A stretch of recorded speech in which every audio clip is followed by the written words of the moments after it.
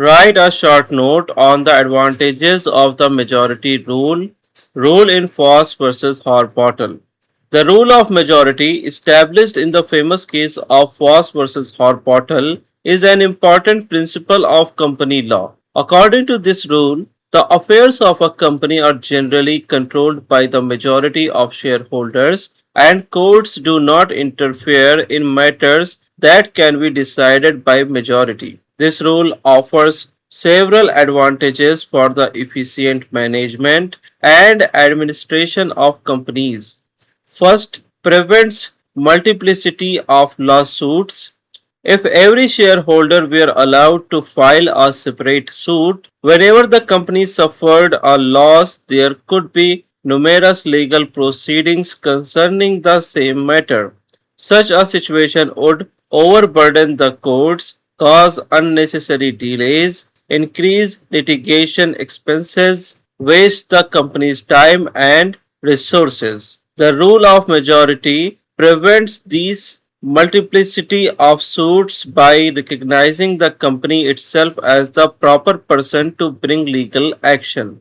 Second, ensures efficient management of the company. A company may have hundreds or even thousands of shareholders. It would be impossible to manage its affairs if every shareholder's consent were required for every decision. The rule of majority allows decision to be taken according to the wishes of the majority shareholders, thereby ensuring smooth and efficient management of the company. Third, upholds corporate democracy. The rule is based on the democratic principle that the will of the majority should prevail. Just as decisions in democratic institutions are taken by majority vote, company affairs are also governed by the majority of shareholders. This promotes stability and certainty in corporate decision making. Fourth, avoids unnecessary judicial interference. The rule discourages courts from interfering in the internal management of companies as long as the actions of the company are lawful and within its power. The courts generally leave business decisions to the shareholders and management. This allows companies to function independently and efficiently.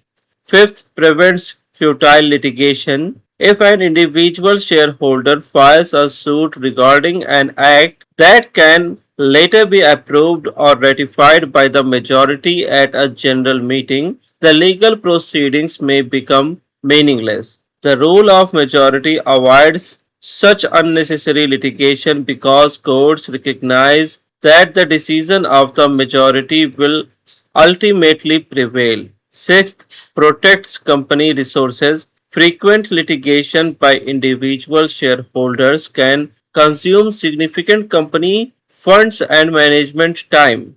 By limiting unnecessary suits, the rule helps preserve company resources and allows management to focus on business operations. Seventh, promotes stability in corporate affairs. The rule provides certainty and stability in company administration by ensuring that decisions are made according to established voting procedures rather than through constant legal challenges. This helps maintain confidence among investors, creditors, and other stakeholders. Conclusion.